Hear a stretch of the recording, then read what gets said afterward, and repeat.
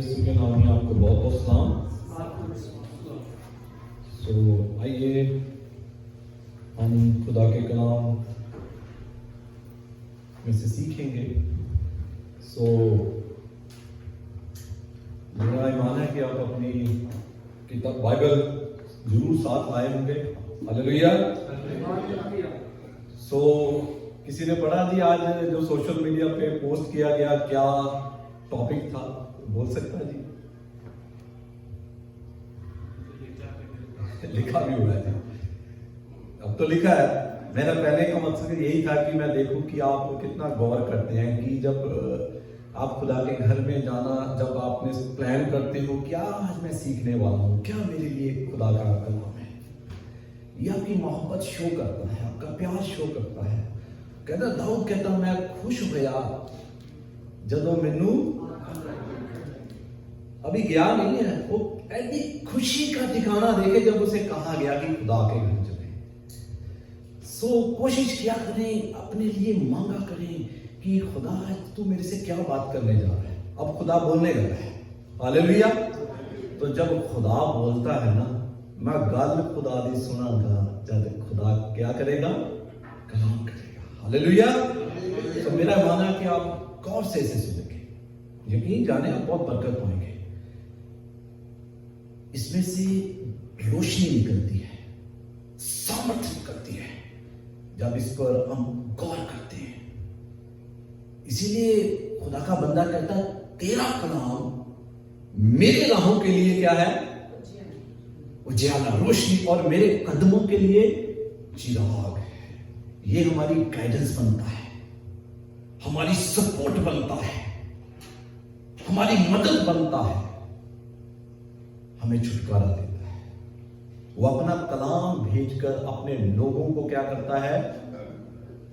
चंगा करता है। ये कलाम में शिफा है, इस कलाम में ही बरकत है, इसी में सब कुछ है। आइए मुकद्दस मत्ती रसूल की अंजील और उसका 21वां बाब और उसकी 12वीं आयत से पढ़ूंगा मैं। उससे पहले एक आपको जो ये सारा वाक्य मैं पढ़ूंगा उसमें से जो आयत है जिस पर हम गौर करने वाले हैं वो है 13वीं। जबूर 105 जब हम उसकी 4थी आयत पढ़ते हैं तो उसमें यूं लिखा है, खुदा के सामर्थी कामों को क्या करो? खोजो और उसके लगातार दर्शन के खोजी बनो। यानी दुआ करो, हमेशा जागृत रहो दुआ में। आइए मेरे साथ मिलकर 21 मत्ती रसूल की अंजील और उसका 12वीं आयत से, उसमें यूं लिखा है 21 और उसका 12 आयत। यीशु ने परमेश्वर के मंदिर में जाकर उन सबको जो मंदिर में लेन देन कर रहे थे निकाल दिया। क्या कर रहे थे लोग? लेन देन कर रहे थे, बिजनेस कर रहे थे, पैसे का लेन देन कर रहे थे। उन सबको यीशु मसीह ने क्या कर दिया? निकाल दिया। और सराफा के पीड़े और कबूतर बेचने वालों की चौकियां उलट दी। क्या करते थे वहां? मनी एक्सचेंजर थे, कबूतर बेचते थे, बड़े बेचते थे। क्योंकि जो कुर्बानी मजहब में चढ़ाई जाती थी उसके लिए वो जो चीजें इस्तेमाल होती वो लोग बेचते थे। और सूरत हाल की ये यहां तक थी कि कायन जो था, जो लोग बाहर से खरीद कर लाते थे, जो भेंटें, जो नजराने, तो वो कहते थे कि ये एक्सेप्टेबल नहीं है, ये कबूल नहीं होंगे। तो लोगों को वहां से भारी कीमत पर क्या करना पड़ता था? खरीदना पड़ता था। मनी एक्सचेंजर थे, लेन देन हो रही थी, खुदा के घर को गलत तरीके से इस्तेमाल किया जा रहा था। तो जब यीशु मसीह हैकल में, मंदिर में या टेंपल में दाखिल हुए तो उन्होंने उनकी चौकियां जो थी क्या कर दी? उलट दी। और आगे कलाम किया। क्या कलाम किया? 13वीं आयत, और उनसे कहा, यीशु अब कलाम करने लगा है। क्या कहा? लिखा है, मेरा घर दुआ का घर कहलाएगा। मेरा घर क्या कहलाएगा? दुआ का घर। दुआ का घर। मेरे साथ रहना है। दुआ का घर कहलाएगा, परंतु तुम उसे डाकुओं की क्या बनाते हो? खो बनाते हो। खुदा अपने लोगों से, कलीसिया से यह तवक्को करता है कि उसके लोग क्या करने वाले बने? दुआ करने बने।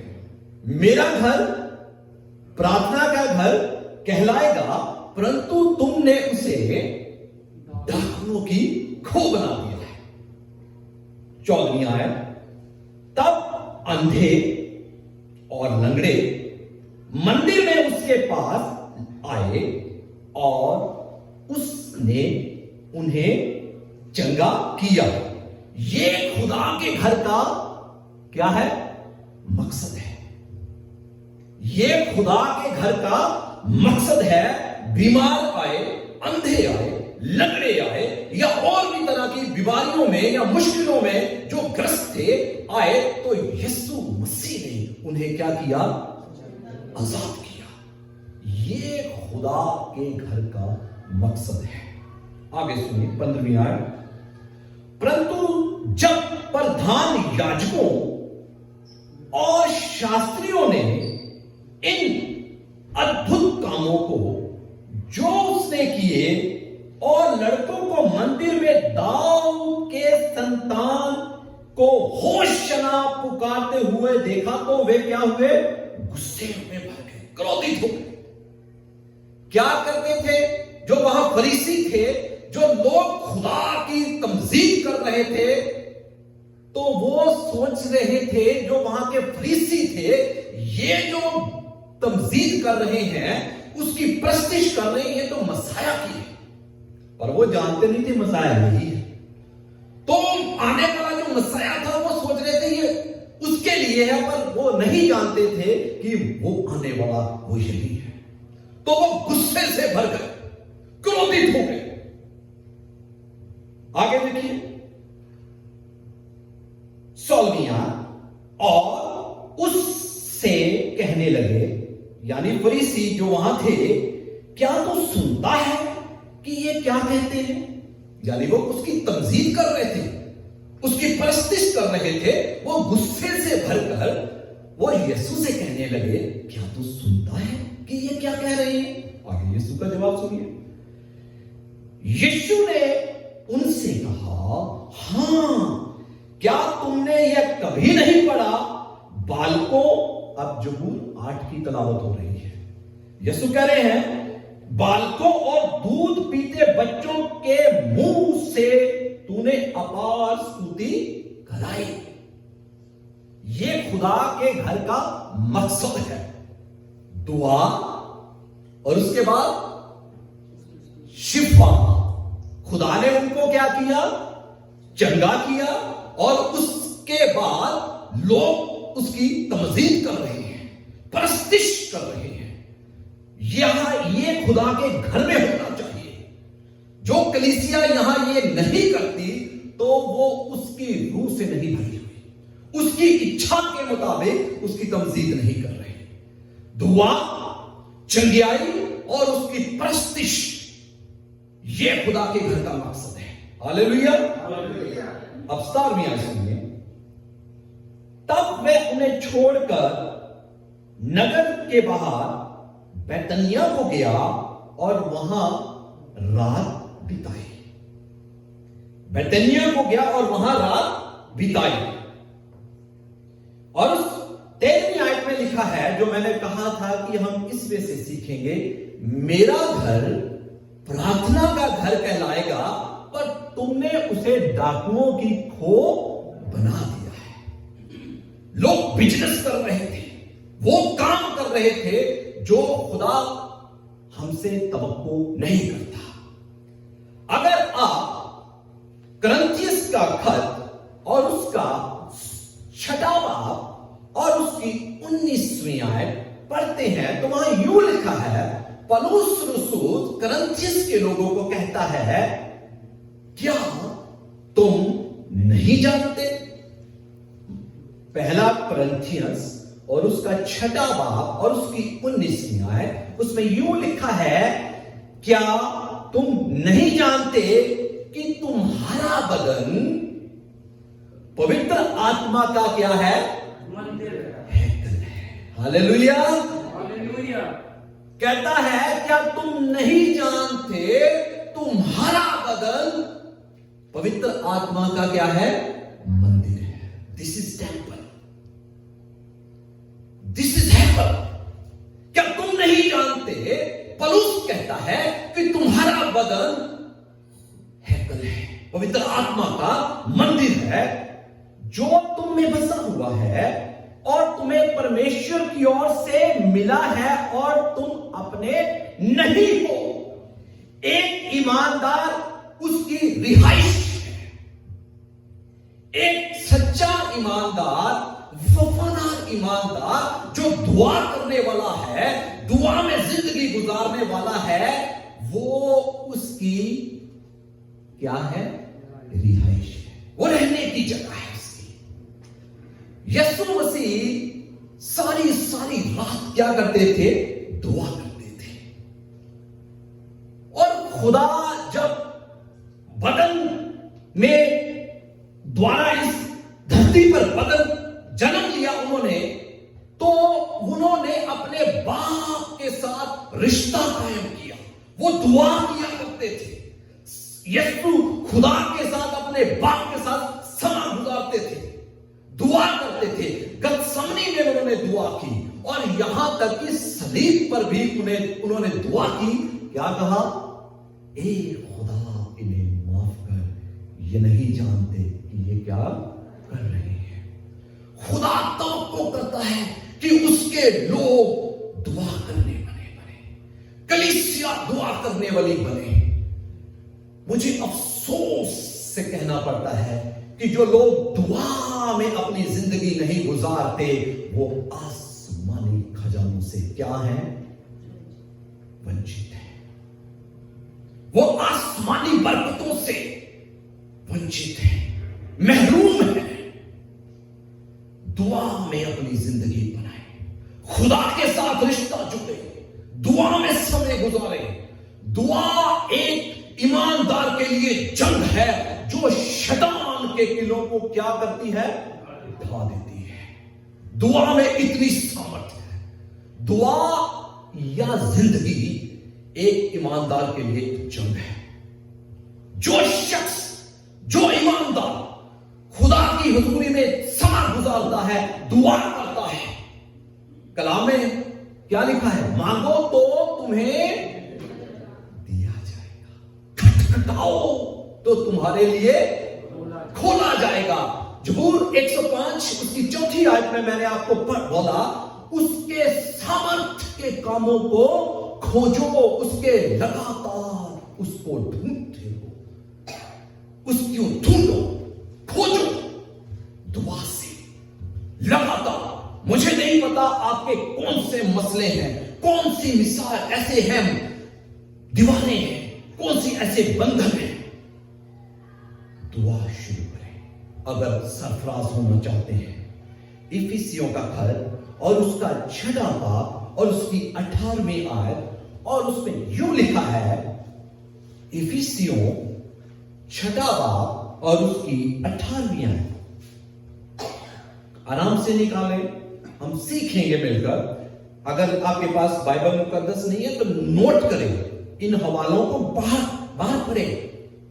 देख लें उसमें क्या लिखा है। इफिसियों 6वां बाब 18वीं आयत, और हर समय और हर प्रकार से, कब? हर वक्त और हर प्रकार से रूह में क्या करो?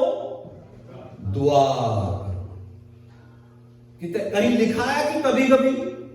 ਜਾਂ ਜਦੋਂ ਕਦੇ ਮਸਲੇ 'ਚ ਫਸ ਗਏ या किसी मुसीबत में फंस गए या किसी बीमारी में फंस गए या कोई ऐसी मुसीबत आ गई, तब दुआ करो।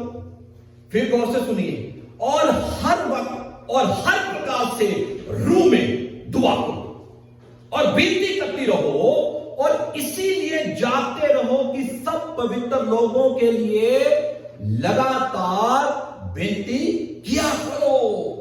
हर वक्त से बिन नागा, कोई नागा नहीं, नो कोई लक्षण नहीं, हर वक्त बिना नागा खुदा के साथ समय गुजारो और लोगों के लिए, पासवान के लिए, अपनी कौम के लिए, अपने देश के लिए, अपने लीडर्स के लिए, अपने प्रधान के लिए, अपने काम के लिए क्या करो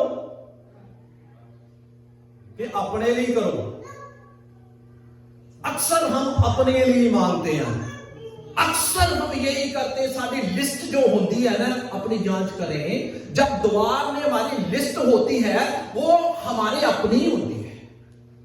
कलाम में लिखा है हर वक्त हर समय सबके लिए क्या करो। जब ਅਸੀਂ अपने लिए मांगते फिर वो सेल्फिश माइंड होता है। ऐसा नहीं कि खुदा नहीं देगा, दूसरों के लिए मांग कर देगा। अगर दूसरों के लिए मांगेगा अब बरकत आपके से निकलेगी, वो पहले गुजरेगी आपके से, आप ब्लेस होंगे। दूसरों के लिए मांगे, अपनी कौम के लिए, पासवान के लिए, अपने देश के लिए, लीडर्स के लिए दुआ मांगे, बिना मांगा बरकत पाएंगे। दुआ में बड़े बड़े मौजज़े होते हैं, चमत्कार होते हैं। क्या होते हैं आइए मेरे साथ देखें। लूका रसूल की अंजील और उसका 18वां बाब और उसकी 35वीं आयत से मैं जल्द पढ़ूंगा ताकि मैं इसको जल्द खत्म कर दूं। मुकद्दस लूका रसूल की अंजील और उसका 18वां बाब उसकी 35वीं आयत गौर से सुनना है। जब वह यरीहो के निकट पहुंचा तो एक अंधा सड़क के किनारे बैठा हुआ भीख मांग रहा था। यीशु मसीह का गुजरान हो रहा है यरीहो से और एक शख्स जो जन्म का अंधा है क्या कर रहा था, भीख मांग रहा था। और वह भीड़ के चलने की आहट सुनकर पूछने लगा ये क्या हो रहा है। जब उसने आहट सुनी, अंधा शख्स था, गरीब शख्स था, दुखों से भरा हुआ था, तो उसने जब आवाज सुनी तो पूछा क्या हो रहा है। तो उन्होंने उसको बताया कि यीशु नासरी का गुजरान हो रहा है। हालेलुया। किसका हो रहा है? बादशाहों का बादशाह गुजर रहा है। आगे सुनिए। तब उसने बुलंद आवाज से क्या किया? पुकारा। ये दुआ हो रही है। तब उसने बुलंद आवाज से पुकारा, हे यीशु दाऊद की संतान मुझ पर दया कर। बुलंद आवाज से पुकारा, हे दाऊद की संतान मुझ पर दया कर, रहम कर। जो उसके आगे जाते थे उसे डांटने लगे कि चुप रहे, परंतु वह और भी चिल्लाने लगा। लोग उसे डांटने लगे पर वो और भी बुलंद आवाज से दुआ करने लगा और जोर से शाउट करने लगा, पुकारने लगा। क्यों? क्योंकि बादशाहों का बादशाह वहां है। हालेलुया। पुकारने लगा, हे दाऊद की संतान मुझ पर रहम कर, मुझ पर रहम कर। अब गौर से सुनिए अगला हवाला जो मैं पढ़ने लगा, 40वीं है। तब यीशु ने रुक कर, हालेलुया, तब यीशु ने रुक कर हुक्म दिया कि उसे मेरे पास लाओ। जब ईमानदार दिल से दुआ करता है तो वो यीशु मसीह को रोक देता है। हालेलुया। बादशाहों का बादशाह गुजर रहा है, उसकी मोहब्बत ने, उसकी पुकार ने, उसके आंसुओं ने, उसके दर्द ने बादशाहों के बादशाह को रोक दिया। हालेलुया। हालेलुया। मेरा यीशु वहां रुक गया। क्यों रुक गया? जो दिल से दुआ होती है वो यीशु को रोक देती है। Praise God, hallelujah. हालेलुया। यीशु वहां रुक गए और यीशु ने कलाम किया, उसे मेरे पास लाओ। गौर से सुनिए, अब बादशाहों का बादशाह कहता है उसे मेरे पास लाओ।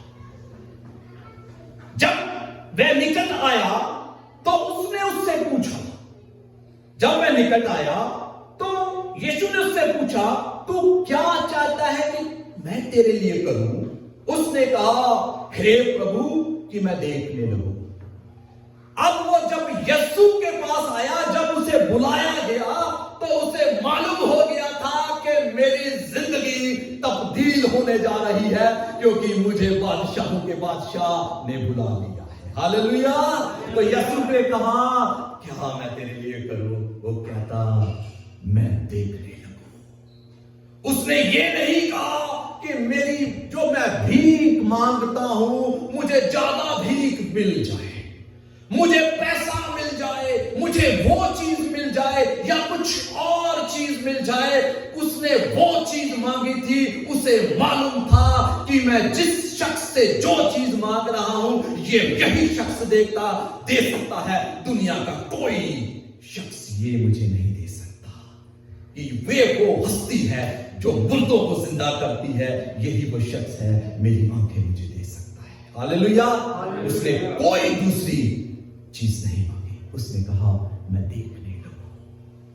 हालेलुया। और यीशु ने भी कहा, जा, तेरे ईमान, जैसा तेरा ईमान है वैसा तेरे लिए। हालेलुया। ये ईमानदार की दुआ है जो बादशाहों के बादशाह को क्या कर देती है? रोक देती है। अगर आप दुआ नहीं करते तो दुआ वाले बने, लगातार बिन नागा खुदा के साथ समय गुजारे। आप जब भी दुआ में बैठेंगे, शैतान आपको डिस्टर्ब करेगा। आप उसको डांटे। 5 मिनट से शुरू करें, 10 मिनट करें, 15 मिनट करें। ये नहीं दुआ लिस्ट दी और आमीन। लिस्ट समझ गए? सानू घर चाहिए, सानू गड्डी चाहिए, सानू काम चाहिए, सानू आ बीमारी आ, साडी आ बीमारी आ, साडी ओ भैन की मुश्किल है, साडे आ भरा दी मुश्किल है। God does know everything. वो तुम्हारे दिल को देखता है। आप समय गुजारे उसके साथ। पहले उसकी बादशाही की क्या करो? सारा कुछ यीशु के अंदर तुम्हारे पीछे पीछे मिलूगा। हालेलुया। उसको खोजे, उसके मुतलाशी बने, उसको ढूंढे, लगातार बिन नागा समय गुजारे। एक ईमानदार की दुआ यीशु को रोक देती है। हालेलुया। हालेलुया। हन्ना का नाम आपने सुना है? हन्ना सैमुअल की मां। मैं जल्द से बयान कर देता हूं। हन्ना एक ईमानदार औरत थी। पहला सैमुअल, उसकी भी शादी हुई, उसके भी ख्वाब थे। क्या ख्वाब थे? उसके शोहर के भी ख्वाब थे कि बच्चे होंगे, घर बनाएंगे, ये करेंगे, वो करेंगे। शादी हो गई, समय गुजर गया, उसके औलाद नहीं हुई। शोहर ने दूसरी शादी कर ली। अब दूसरी जिस शख्स ने उससे शादी की थी, उसके बच्चा हुआ। तो वो क्या करती थी? वो उसे चिढ़ाने लगी, हन्ना को, उसको तकलीफ देने लगी, दुख देने लगी, परेशान करने लगी। हन्ना का जीवन खुदा से जुड़ा हुआ था। वो दुआ गो थी, परस्तिश करती थी, खुदा तरसती, डर रखती थी। पर कलाम में लिखा है, खुदा ने उसकी कोख बंद कर रखी थी। और खुदा ही बंद करे तो फिर कौन खोल सकता है? हालेलुया। खुदा कहता है, मेरे बंद किए को कौन खोल सकता है? और जिसे खोल दे उसे कोई बंद नहीं कर सकता। हालेलुया। अब खुदा ने उसकी कोख बंद कर रखी थी। वो रोती थी, दुआ करती थी, परेशान थी, और उसकी जो सौतन थी वो उसे चिढ़ाती थी, दुख देती थी, परेशान करती थी। वो खाना नहीं खाती थी। हर वर्ष हैकल में जाते थे भेंट लेकर। उसका शोहर उससे मोहब्बत करता था। क्या हुआ, आइए मेरे साथ देखें। पहला शमूएल, मेरे सामने निकाले पुराने अहदनामे में, मैंने आपको उसका पस मंजर बोल दिया है, आगे जो बात है वो सीखेंगे। फर्स्ट शमूएल, पहला शमूएल पुराने अहदनामे में और उसका पहला बाब और उसकी 9वीं आयत। फर्स्ट शमूएल उसमें यूं लिखा है 9वीं आयत, तब शीलो में खाने और पीने के बाद हन्ना उठी और यहोवा के मंदिर के चौखट के एक अलग के पास एली याजक कुर्सी पर बैठा हुआ था। यानी पास्टर जी एक कुर्सी पर बैठे हुए थे हैकल में, और यह मन में व्याकुल होकर यहोवा से दुआ करने और बिलक बिलक कर रोने लगी। क्या करने लगी? दुआ करने लगी और अपने दिल को खोल दिया और बिलक बिलक कर क्या करने लगी? क्या कभी हम रोए हैं? कलाम में लिखा, जो आंसुओं के साथ बीजता है वो कैसे काटता है? जयकारे के साथ काटता है। हालेलुया। हमारे आंसुओं की खुदा इज्जत करता है। हालेलुया।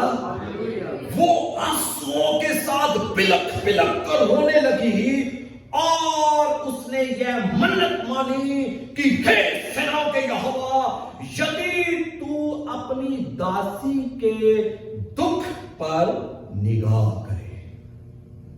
हालत देख ले, सूरत ये हाल उसका क्या हो गया था।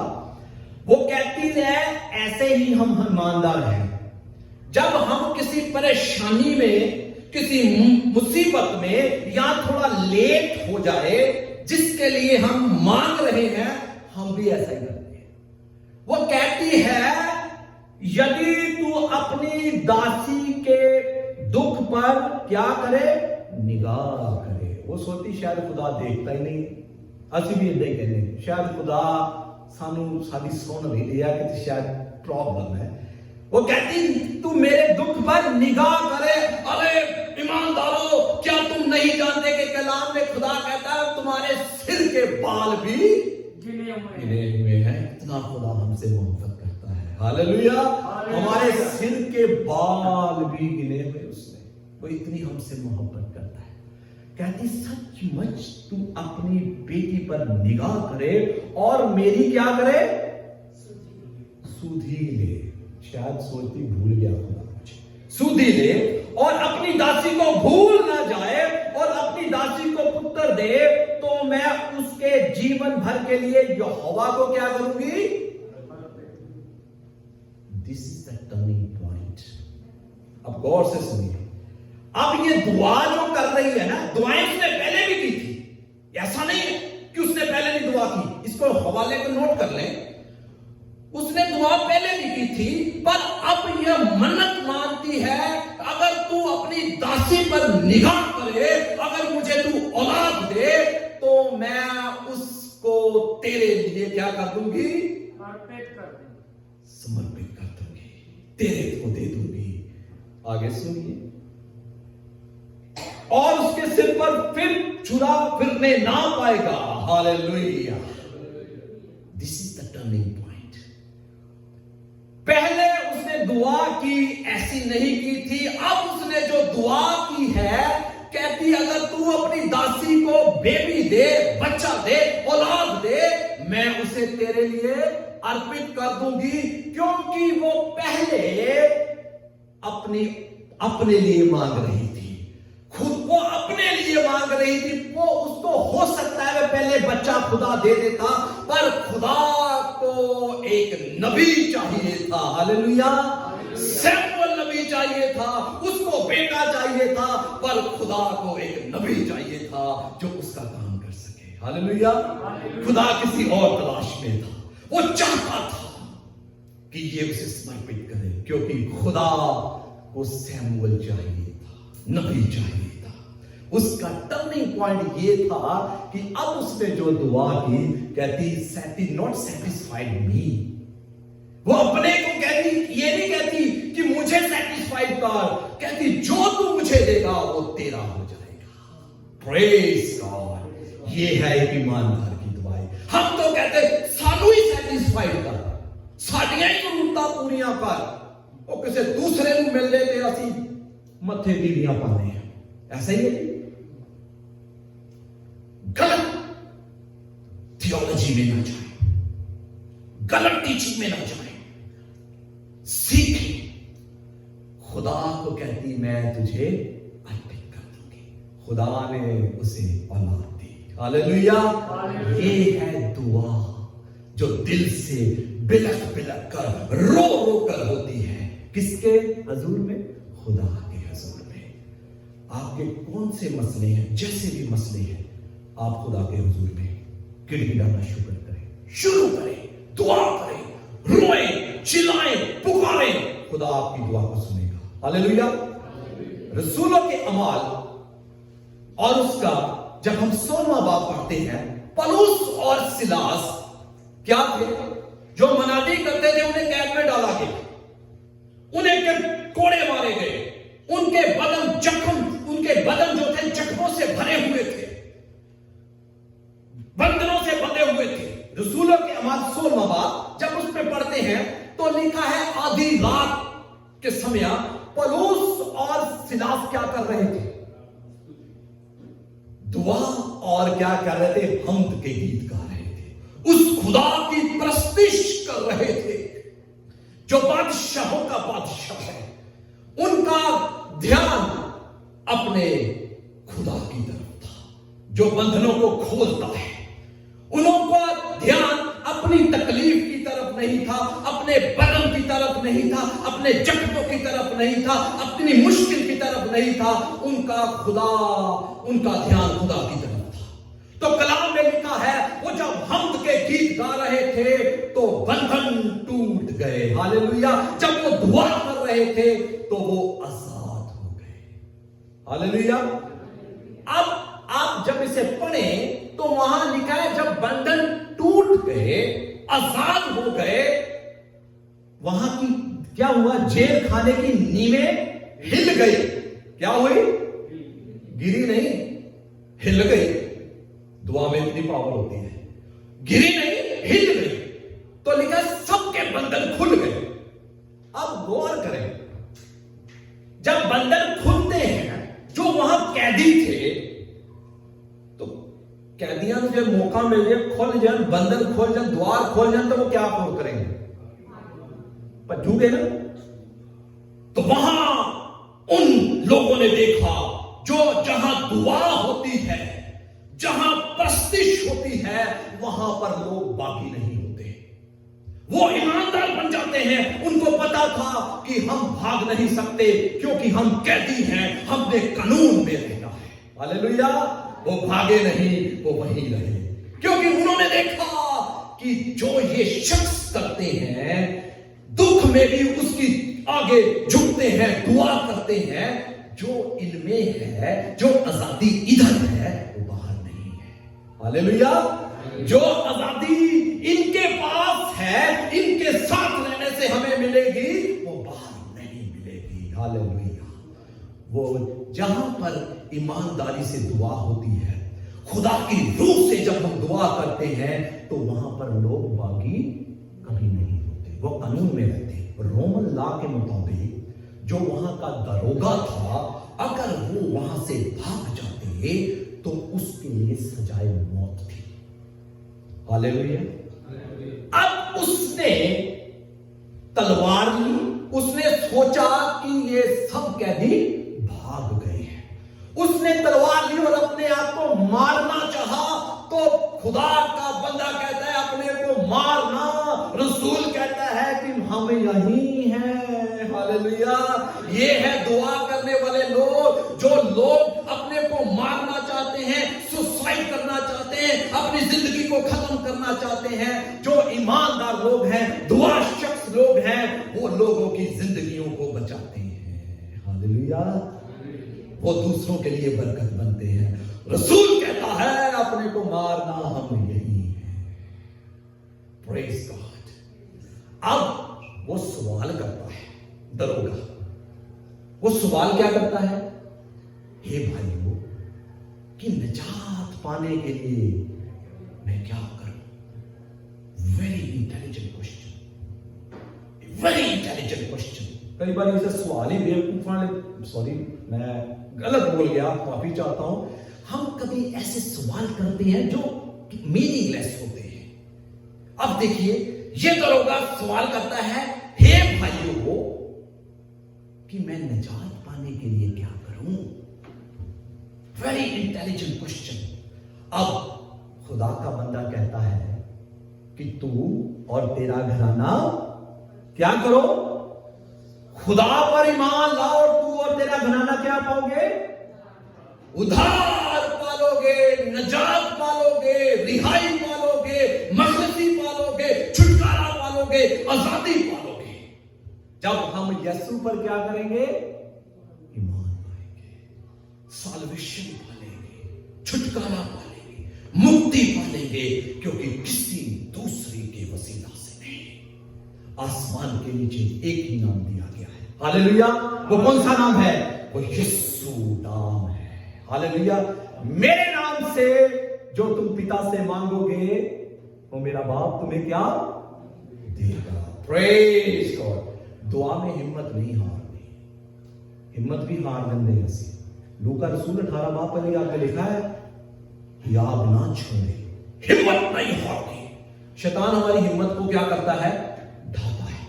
लूका रसूल 18 बाप पहली आयत में लिखा है, दुआ में हियाब ना छोड़े, हिम्मत ना छोड़े। जिस खुदा की हम परस्तिश करते हैं वो जिंदा खुदा है, वो मुर्दा नहीं है, वो जिंदा है, वो काबिल खुदा है, वो हमारे लिए सब कुछ करने की कुदरत रखता है। टाइम लगता है जैसे हन्ना को लगा। हन्ना बेटे की तलाश में थी, खुदा नबी की तलाश में था। Praise God. हालेलुया। एक वाक्य और मैं शेयर करूंगा, उसके बाद बंद करूंगा। निर्गमन, एक्सोडस और उसका 17वां बाब और उसकी 8वीं आयत से देखिए क्या लिखा है। निर्गमन, बुक ऑफ एक्सोडस, पुराने अहदनामे में से बुक ऑफ एक्सोडस 17वां बाब और उसकी 8वीं आयत, उसमें यूं लिखा है, अमालेकी आकर रपीदीम में इसराइलियों से लड़ने लगे। इसराइलियों से दुश्मन क्या हो गए? लड़ने लगे। तब मूसा ने यहोशू से कहा, हमारे लिए कई एक पुरुषों को चुनकर छांट ले और बाहर जाकर अमालेकियों से लड़, और मैं कल परमेश्वर की लाठी हाथ में लिए हुए पहाड़ी की चोटी पर खड़ा रहूंगा। अब तुम लड़ो, मैं पहाड़ी की चोटी पर जाकर, मूसा कहता क्या करूंगा? खड़ा रहूंगा। मूसा की इस आज्ञा के अनुसार यहोशू अमालेकियों से लड़ने लगा, और मूसा, हारून और हूर पहाड़ी की चोटी पर चढ़ गए। मूसा, हारून और हूर 3 शख्स पहाड़ी की चोटी पर चढ़ गए। और 11वीं आयत, और जब तक मूसा अपना हाथ उठाए रहता था तब तक तो इस्राएल क्या होता था? विजयी होता था। जब तक मूसा हाथ उठाकर खुदा के आगे दुआ मांगता था, इस्राएली सरफराज होते गए, जयवंत होते गए, क्या हो गए? विजयी हो गए। जब मूसा हाथ उठाता था तो वो जय पाते थे, जब मूसा दुआ करता था। परंतु जब वह उसे नीचा करता था तब अमालेकी प्रबल होते थे। देखिए, जब हम मूसा दुआ करता था, हाथ उठाता था, वो जयवंत होते जाते थे। दुआ में इतनी ताकत है। मूसा ने खिदमत कितने साल में शुरू की? 80 साल में। 80 साल का होकर मूसा ने खिदमत शुरू की, और 40 साल खिदमत की। बुजुर्ग था, जब वो थक जाता था तो उसके जो साथी थे उसको सपोर्ट देते थे, वो दुआ करता था। हालेलुया। जब वो हाथ उठाकर दुआ करता था और बनी इस्राएली खुदा की कौम जयवंत होती गई। Praise God. आप जब दुआ करेंगे आप जयवंत होंगे, आप सरफराज होंगे, आप विजयी होंगे। दुआ करने वाला शख्स क्या करता है? दुआ करने वाला शख्स कभी भी अब निराश नहीं होता। निराश होने वाला शख्स कभी दुआ नहीं करता। Praise God. दुआ करने वाला शख्स कभी निराश नहीं होता। जो निराशा में रहने वाला शख्स है वो दुआ नहीं कर सकता। आखिरी हवाला और उसके बाद मैं बंद करूंगा।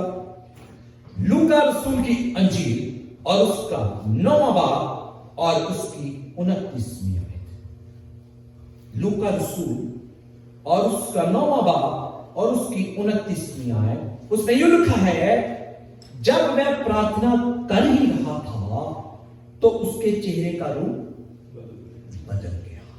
यह है ईमानदार की दुआ।